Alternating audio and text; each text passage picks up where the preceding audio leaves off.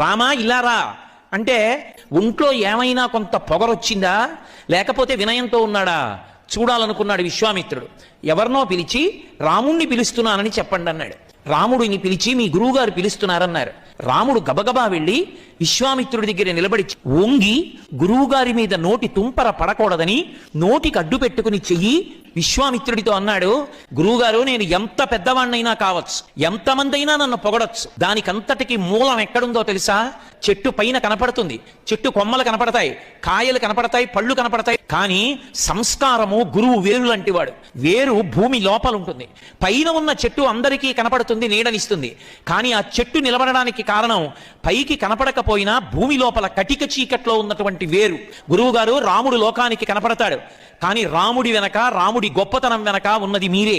గురువుగారు మీరెప్పుడూ నన్ను పిలవడానికి అనుమానపడవద్దు, మీరు ఏ పని చెప్పినా నాకు గౌరవమే.